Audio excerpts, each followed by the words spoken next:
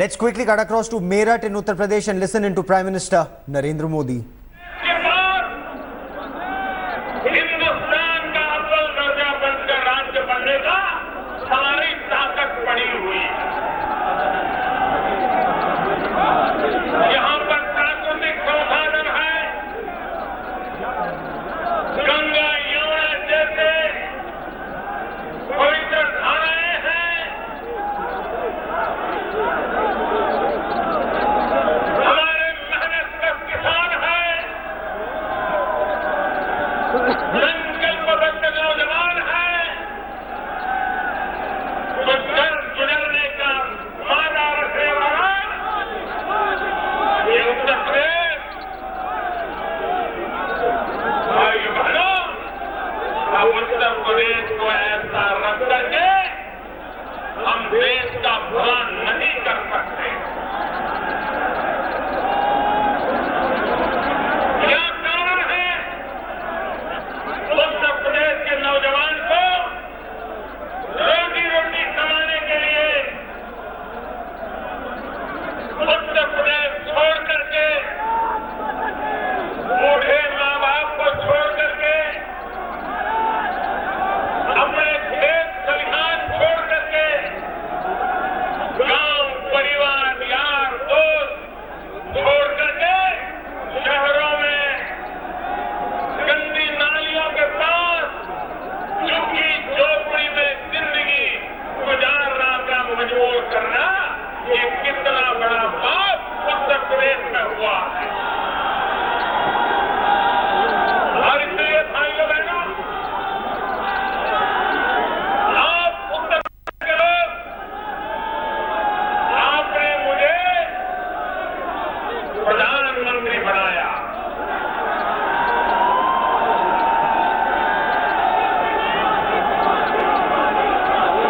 और आपने मुझे जो काम दिया है, मेरे प्यारे उत्तर प्रदेश के भाइयों बहनों, 22 साल हो गए, 22 साल हो गए। मोदी के नाम पर कोई कलंक है क्या? कोई कलंक है क्या? देश का नुकसान हुआ हो, ऐसा कोई काम किया है क्या? देश को सर झुकाना पड़े, ऐसा कोई काम किया है क्या? भाइयों बहनों, उत्तर प्रदेश ने मुझे जो भरोसा दिया, उत्तर प्रदेश ने मुझे जो प्यार दिया, मैंने उत्तर प्रदेश की इज्जत को नई ऊंचाइयों पर ले जाने के लिए मुझसे जो हो सकता है करने में कोई कमी नहीं रखी। लेकिन भाइयों बहनों, उत्तर प्रदेश, मुझे उत्तर प्रदेश का अभी भी कर्ज चुकाना शेष है। राजस्थान में, दिल्ली में आपने मुझे दिखाया, बहुत सारे गरीबों के, मध्यम वर्ग के, नौजवानों के, दलित पीड़ित शोषित के, किसानों के, महिलाओं के ढेर सारे काम किए। लेकिन भाइयों बहनों, मुझे उत्तर प्रदेश के लिए कुछ और करना बाकी है।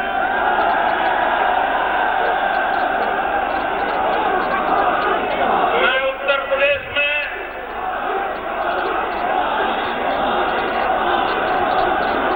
कितना ही चाहूं अच्छा करने के लिए,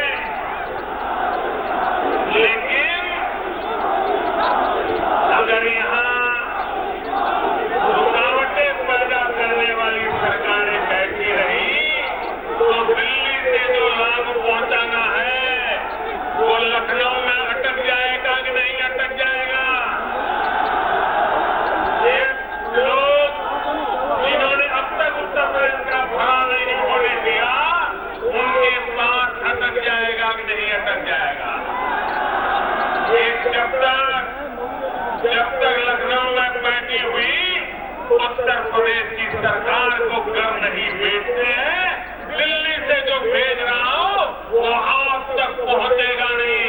इसलिए इनको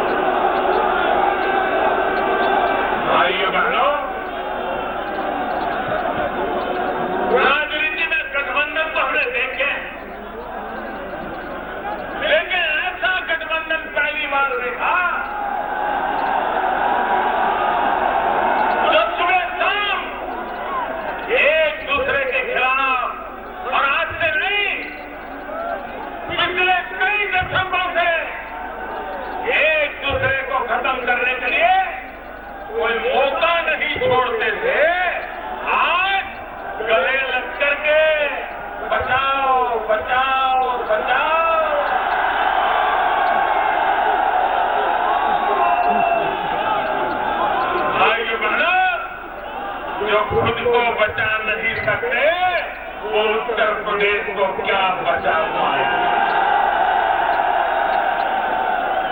देश की जनता ने इन्हें हिंदुस्तान में से साफ कर दिया। उत्तर प्रदेश में भी कहीं देखने के लायक नहीं रखा। वो कैसे बचा सकते हैं ये मुझे समझ नहीं आता है। उत्तर प्रदेश के लोग तो बड़ी बाकी जान। आप मुझे बताइए भाइयों बहनों, इनको उत्तर प्रदेश के भाग्य से कोई लेना देना है क्या? भाइयों बहनों, ये चुनाव स्कैम के खिलाफ भाजपा की लड़ाई है। ये चुनाव स्कैम के खिलाफ भाजपा की लड़ाई है।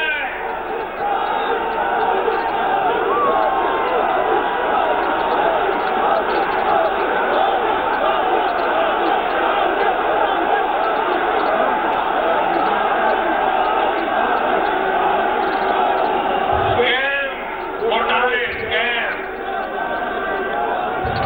के खिलाफ ये भाजपा की लड़ाई है। और स्कैम का मेरा मतलब है SCAM। स्कैम का मतलब है SCAM। ये स्कैम के खिलाफ भाजपा की लड़ाई है। स्कैम का मतलब है समाजवादी, कांग्रेस, अखिलेश, मायावती।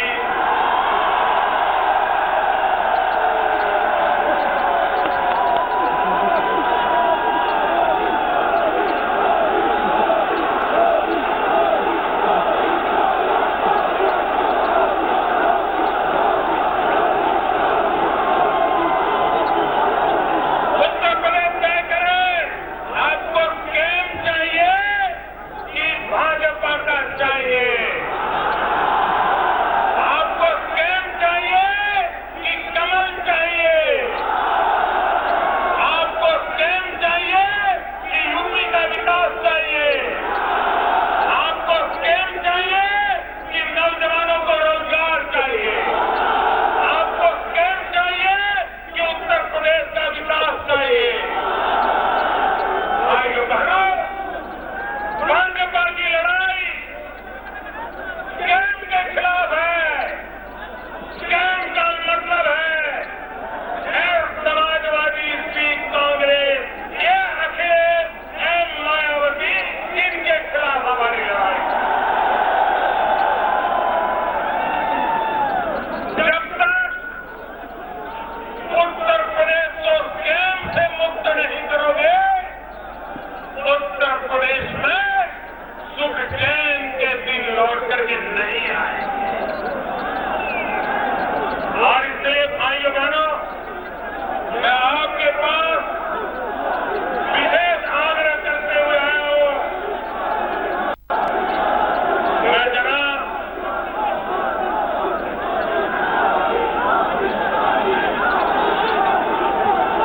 सपा के नेताओं से पूछना चाहता हूं, उनके साथ गठबंधन करने वालों से पूछना चाहता हूं, और मैं उत्तर प्रदेश के लोगों से कहना चाहता हूं, दिल्ली से मैं उत्तर प्रदेश की कितनी ही मदद करना चाहूं, लेकिन अगर इस सरकार में दम नहीं होगा, इस सरकार में इरादा नहीं होगा, तो या तो वो रुपये कहीं और चले जाएंगे, या तो वो रुपये ऐसे ही बड़े बड़े उतर जाएंगे। क्योंकि इनको उत्तर प्रदेश का भला नहीं करना है, उनको तो गोटी बिछा करके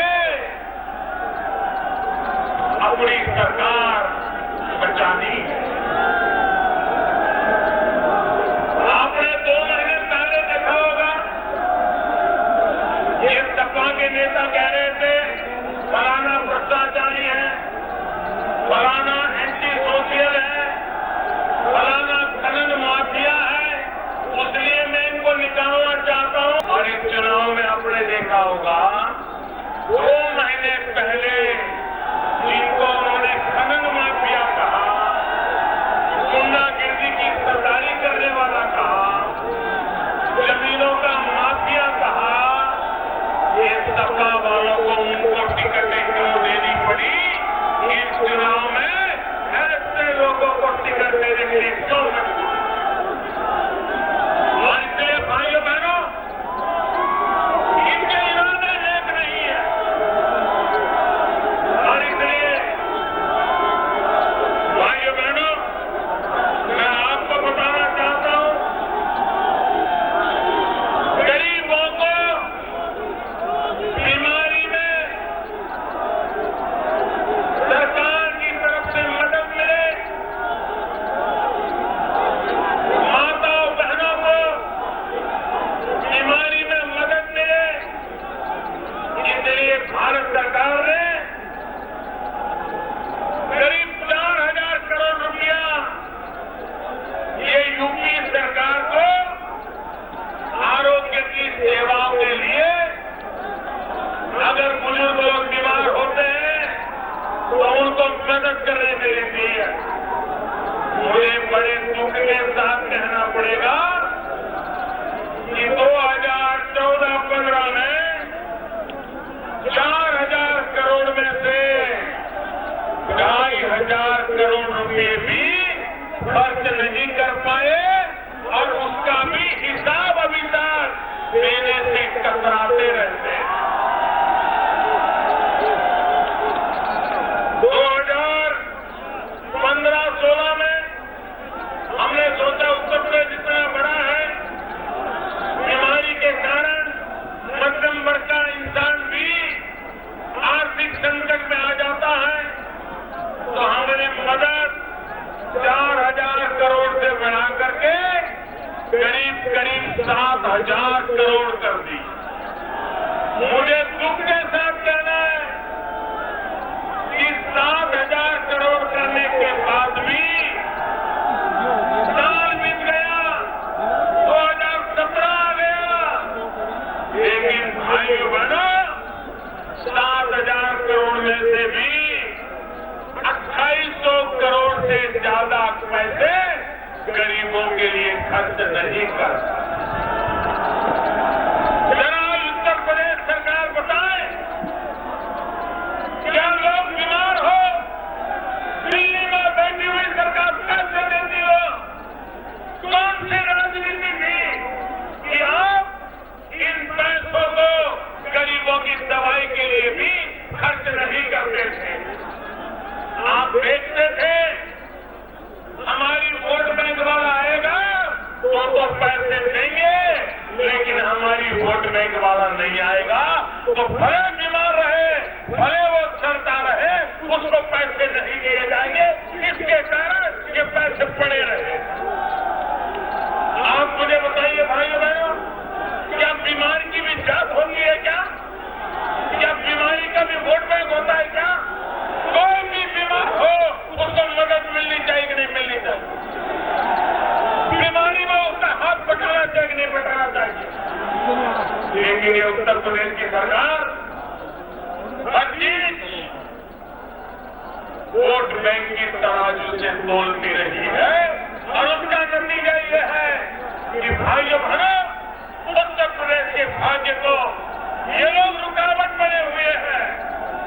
भाइयों बहनों, अमृत मिशन शहरों में, मेरठ जैसे नगरों में सुविधा बढ़ाने के लिए, पानी पहुंचाने के लिए, रोड अच्छे बनाने के लिए, लाइट अच्छी लगाने के लिए, ड्रेनेज व्यवस्था करने के लिए भारत सरकार ने एक अमृत योजना बनाई। इस अमृत योजना के तहत उत्तर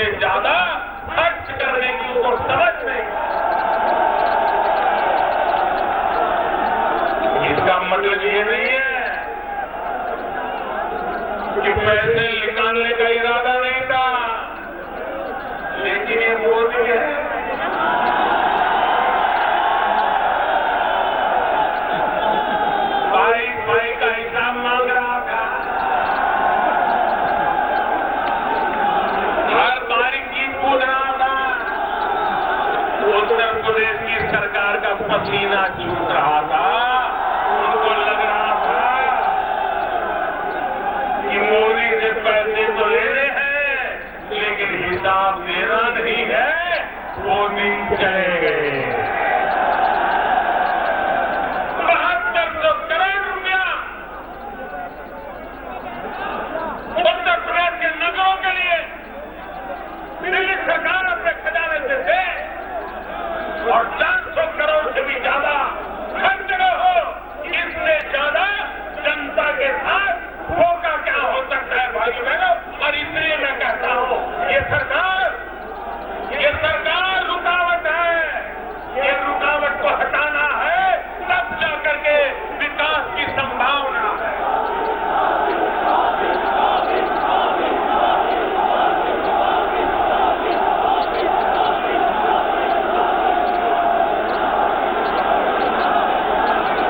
भाइयों बहनों, आप मुझे बताइए, स्वच्छ भारत में आप सहमत है कि नहीं है? स्वच्छ मेरठ के लिए आप सहमत है कि नहीं है? स्वच्छ उत्तर प्रदेश के लिए सहमत है कि नहीं है? ये स्वच्छता का काम आगे बढ़ना चाहिए नहीं बढ़ना चाहिए? अगर गंदगी जाएगी तो बीमारी जाएगी कि नहीं जाएगी? अगर गंदगी है तो सबसे ज्यादा तकलीफ गरीब और मध्यम वर्ग को होती है कि नहीं होती है? तो साफ सफाई होनी चाहिए कि नहीं होनी चाहिए? होनी चाहिए। आपको मैं बताता हूं, भारत सरकार ने सफाई अभियान के लिए उत्तर प्रदेश की सरकार को 950 करोड़ रुपया दिया। कितना?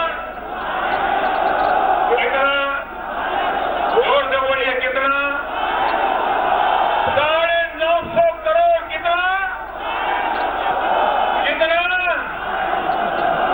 950 करोड़। और ये 40 करोड़ रुपया भी खर्च नहीं कर पाए। वो पूरी दिन कभी चाचा तो कभी पापा तो कभी चाची तो कभी भतीजा, कभी मामा तो कभी मामा का साला, तो कभी साले का भतीजा, तो कभी भतीजे की बहू, न जाने कहां कहां क्या हाल करके रखा है उत्तर प्रदेश, क्या हाल करके रखा है भाई। और इसलिए मैं कहने आया हूं कि दिल्ली सरकार आज उत्तर प्रदेश का जीवन बदलने के लिए सब कुछ करने को तैयार है, क्योंकि उत्तर प्रदेश ने मुझे प्रधानमंत्री बनाया है। लेकिन ऐसी सरकार जो रुकावटें डाल रही है, और इसलिए मैं कहने आया हूं, भाइयों बहनों, उत्तर प्रदेश का भाग्य बदलना है तो पहले उत्तर प्रदेश की सरकार बदलो, भाग्य बदलना शुरू हो जाए। भाइयों बहनों, इन दिनों में चाहता हूं हर परिवार को अपना घर हो, होना चाहिए कि नहीं होना चाहिए? आजादी के 70 साल के बाद हर परिवार का अपना घर होना चाहिए कि नहीं होना चाहिए?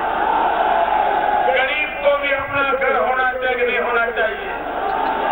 मध्यम वर्ग के व्यक्ति को भी अपना घर होना चाहिए कि नहीं होना चाहिए? सुख चैन से परिवार जी सके ऐसी व्यवस्था होनी चाहिए कि नहीं होनी चाहिए? मैंने सपना संजोया है, मैंने पीड़ा उठाया है कि 2022 जब भारत की आजादी के 75 साल हो गए, हिंदुस्तान के हर इंसान को अपना रहने का घर होगा। ये काम मेरे अब राज्य सरकारों को क्या करना था? राज्य सरकारों को सिर्फ लोगों से इस कैटेगरी में जो लोग आते हैं उनसे अर्जी लेनी थी, उसकी छानबीन करनी थी और वो सूची भारत सरकार को भेजनी थी। आज मुझे दुख के साथ कहना पड़ रहा है कि भारत सरकार बार बार उत्तर प्रदेश सरकार को चिट्ठी लिखती रही कि मकान के लिए लाभार्थियों की सूची दीजिए। भाइयों बहनों, महीनों तक चिट्ठी का जवाब भी नहीं दिया। काम करने की तो बात छोड़िए, एक भी नाम नहीं दे पाए। आखिरकार हमने फैसला किया कि भारत सरकार के गांव-गांव में जो कम्युनिटी सर्विस सेंटर है, वहां जो लड़के काम कर रहे हैं, उनको बताया जाए कि आप अर्जियां लेना शुरू कर दीजिए। और जब भारत सरकार ने सीधी अर्जियां लेना शुरू कर दिया, हजारों लोग अर्जियां देने लगे, तब उत्तर प्रदेश की सरकार डर गई। इसको लगा ये मोदी तो सीधा काम कर रहा है, लोगों से सीधा पहुंच रहा है। तो फिर सोचते हुए जाग गए और सूची तैयार कर ली। आप मुझे बताइए, क्या 24 घंटे राजनीति करते रहोगे? क्या उठापटक करते रहोगे? किसको गिराओगे, किसको गले लगाओगे, यही करते रहोगे क्या? भाइयों बहनों, ऐसे लोग पहले परिवार का सोचते थे कि खुद का सोचने लगे, अब सिर्फ खुशी का सोच रहे हैं। ऐसे लोगों से उत्तर प्रदेश का भाग्य नहीं बदलेगा। भाइयों बहनों, मैं आज आपसे आग्रह करने आया हूं कि आप श्रीलंका हिंदुस्तान में सबसे ज्यादा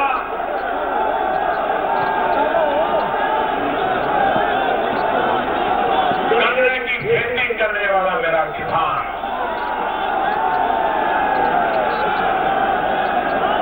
मैं श्रीमान केशव प्रसाद मौर्य और उत्तर प्रदेश भारतीय जनता पार्टी के सभी नेता, सभी उम्मीदवार, उनको हृदय के तौर पर बधाई देता हूं।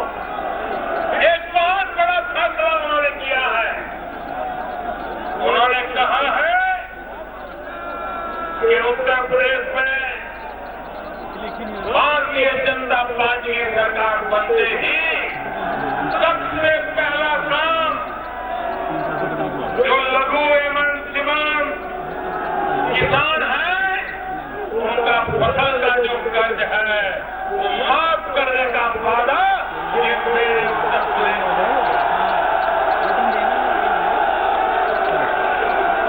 सरकार बनने के बाद पहला काम करने का वादा किया है। और मैं आपको वचन देता हूं, मैं दिल्ली से बराबर देखूंगा कि मेरे किसानों का वादा पूरा किया कि नहीं किया, ये मैं पूरा देखूंगा। हमने दूसरा वादा किया है हमारे उत्तर प्रदेश के लोगों ने। उन्होंने कहा है आज गन्ना किसान, इस गन्ना किसान को, भाइयों बहनों, गन्ना चला जाए मिल में, उसमें से चीनी बन जाए, चीनी खा खा करके लोग मोटे हो जाए, चीनी बेचने वाले मोटे हो जाए, लेकिन मेरा गन्ने का किसान वो तो वैसा ही क्या वैसा रह जाए, ये स्थिति अब नहीं चलेगी। उत्तर प्रदेश भारतीय जनता पार्टी ने वादा किया है, अब गन्ना किसानों को 14 दिन में भुगतान कर दिया जाएगा। 14 दिन का भुगतान। भाइयों बहनों, अगर इरादे देखो तो काम पूरा किया जा सकता है। आपको पता है, इसी मैदान में मैंने सभा की थी और मैंने गन्ना किसानों को 2014 के चुनाव के पहले वादा किया था कि एक बार दिल्ली में हमारी सरकार बनेगी, गन्ना किसानों के बकाया उस मामले को मैं हाथ में लूंगा और समाधान करूंगा। जब हम दिल्ली में बैठे तब 22,000 करोड़ रुपया गन्ना किसानों का 22,000 करोड़ रुपया बकाया था। ये 22,000 करोड़ रुपया ये छोटी रकम नहीं है, बहुत बड़ी रकम है। 22,000 करोड़ का भुगतान। आप बताइए किसानों का क्या हुआ होगा? किसानों के नाम पर राजनीति करने वाले, किसानों के नाम पर यात्राएं करने वाले, किसानों के नाम पर घड़ियाली आंसू बहाने वाले, मैं उनसे पूछना चाहता हूं क्या कारण था कि 2014-15 तक हमारे आने से पहले इन गन्ना किसानों का 22,000 करोड़ रुपया क्यों बकाया था? कभी उसका तो जवाब दो। भाई बहनों, हमारे एक के बाद एक कदम उठाए और जो 22,000 करोड़ रुपया बाकी था, 99% रकम चुकता करने का काम आते ही करना सफल हो गए थे और गन्ना किसानों के खाते में सीधे पैसे उनके बैंक अकाउंट में था। 32 लाख किसानों के खाते में सीधे पैसे डाल दिए। कोई बिचौलिया नहीं रहा, बीच में कोई मिल वाला नहीं रहा, ये सीधा सीधा कर दिया। मैं उत्तर प्रदेश की सरकार को पूछता हूं, आप जरा बताइए ये चीनी मिलों से आपका क्या रिश्ता है? ये चीनी मिलों से आपका क्या प्यार है? क्या कारण है? ये 6 चीनी मिलें आज भी इस इलाके के गन्ना किसानों को पैसा नहीं देती है और आपकी सरकार चुपचाप बैठी है। क्या कारण है? जरा जवाब दो। मैं गन्ना किसानों को कहना चाहता हूं, ऐसी सरकार जिसने आपके पैसे दबोच करके रखे, ऐसी सरकार को 1 मिनट मत रहने दीजिए भाई, 1 मिनट मत रहने दीजिए। भाइयों बहनों,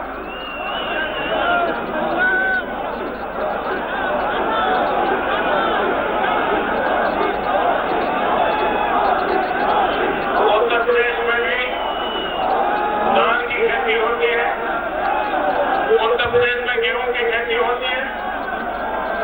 सरकार किसानों से जहां भाजपा की सरकार है, मेरे किसान भाई जरा समझिए,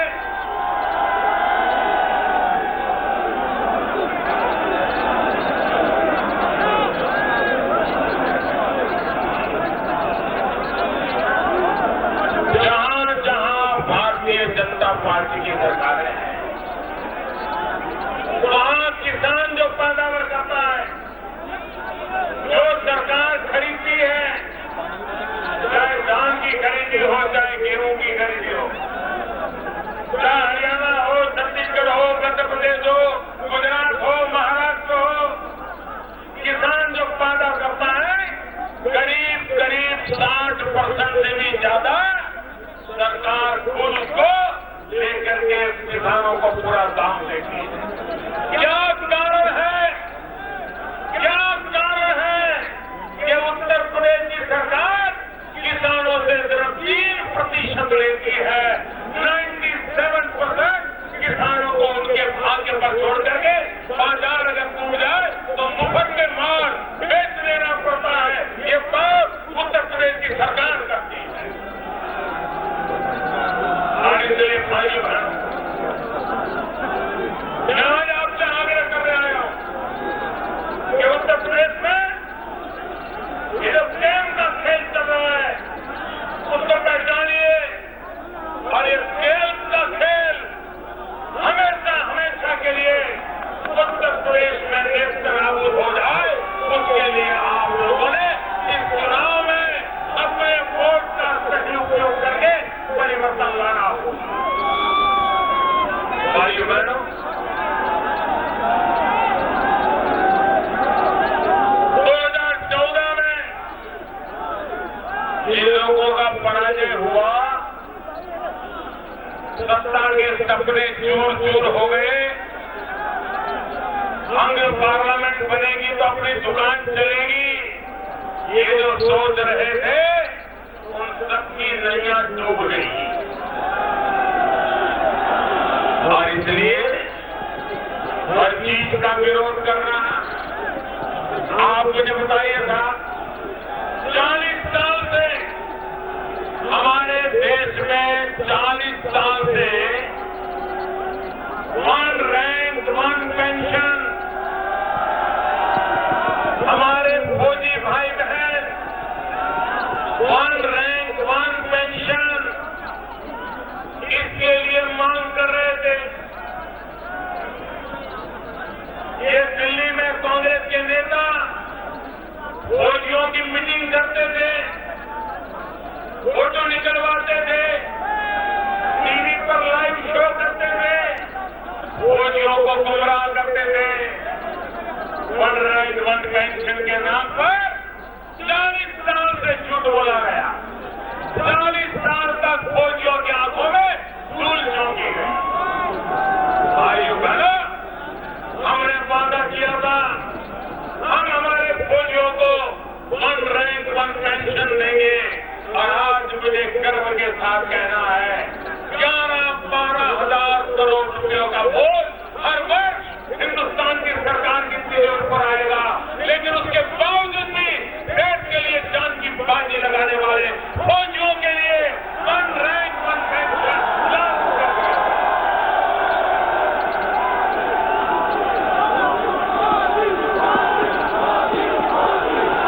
मैं देश के फौजियों से कहना चाहता हूं, आजादी के बाद आज पहली बार देश में ऐसी सरकार आई है जो फौजियों के लिए जीना मरना भी जानती है, जो फौजी देश के लिए जीना मरना चाहता है। भाइयों बहनों, आज तक हमें हमारी फौजियों की ताकत को कम आता, उनकी बहादुरी को कम आता, और दुश्मन लोग आकर के अंधेरी रात में हमारे फौजियों को मार के भाग जाए, और देश के फौजी चुपचाप हाथ पर हाथ धरे रह करके बैठे रहना पड़ता था। बगल में बंदूक हो तो भी बंदूक चलाने का उसको इच्छा होती कि नहीं करता था। वातावरण ऐसा बना दिया गया, फौजियों को मारा जा रहा था। भाइयों बहनों, मैंने फौजियों से बात की, समझने का प्रयास किया, उनके मन के इरादे को जानने का कोशिश की। और जब हमारी फौज ने सर्जिकल स्ट्राइक की, दुनिया के बड़े बड़े देश अभी अध्ययन कर रहे हैं ये कैसे हुआ, इतना बड़ा ऑपरेशन, और पाकिस्तान की धरती पर जाकर के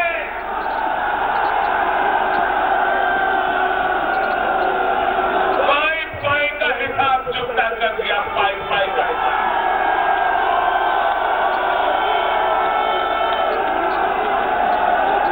देश की सेना दुर्बल नहीं है, देश की सेना दुर्बल नहीं है। अगर फैसले मजबूत होंगे तो देश की सेना पराक्रम दिखा सकती है। ये हमने सर्जिकल स्ट्राइक में देखा। भाई बहनों, आप जानते हैं हमारे देश में नेता लोग दिवाली कहां कहां मनाते हैं, जन्मदिन कहां कहां मनाते हैं, कहां कहां जाते हैं। भाइयों बहनों, जब दिवाली का दिन होता है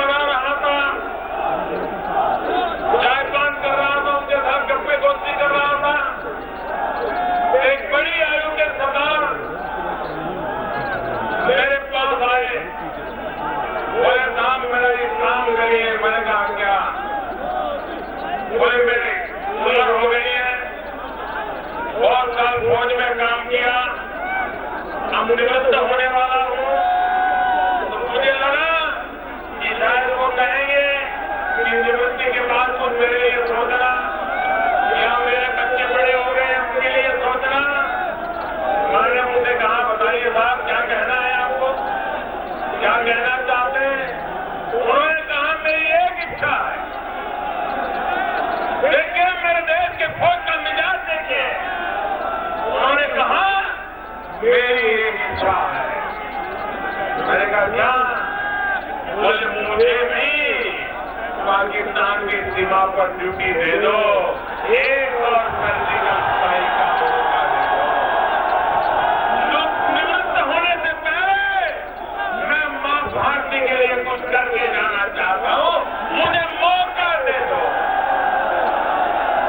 आइए बहनों, इस देश के पास ऐसी फौज हो, ऐसे फौजी हो, उनके लिए वन रैंक वन पेंशन देना हम अपना कर्तव्य मानते हैं, जो कर्तव्य हमें पूरा है।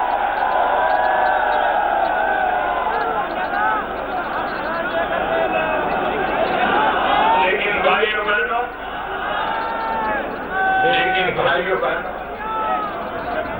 ये देश का दुर्भाग्य देखिए, देश की सेनाओं के पराक्रम पर भी राजनीति के चश्मे से देखने वाले लोग उस पर भी शक करने लगते, सेना को सवाल करने लगते। सर्जिकल स्ट्राइक हुआ था कि नहीं हुआ था? आप अंदर गए थे कि नहीं गए थे? अंदर जाकर के किसी को मारा था कि नहीं मारा था? कुछ लोगों को तो इस बात का दुख था कि भाई सर्जिकल स्ट्राइक हुई, लेकिन ऐसा क्या कारण है कि हिंदुस्तान का कोई जवान मरा ही नहीं?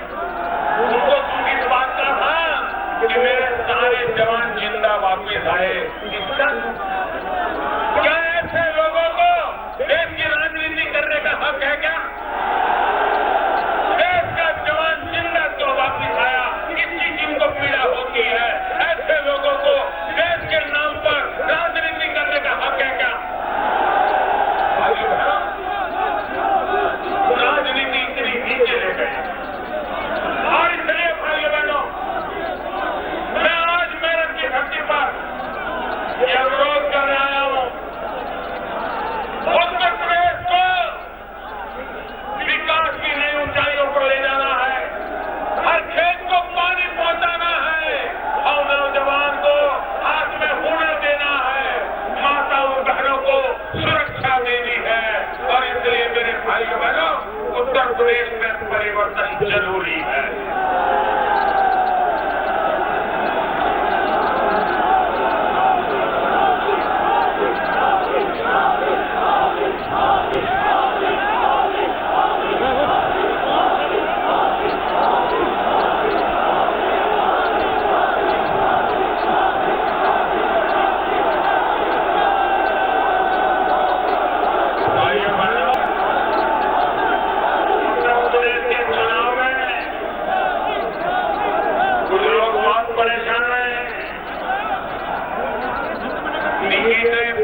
बेच करके इतने रुपये जमा किए थे, इतने रस्ते जमा किए थे,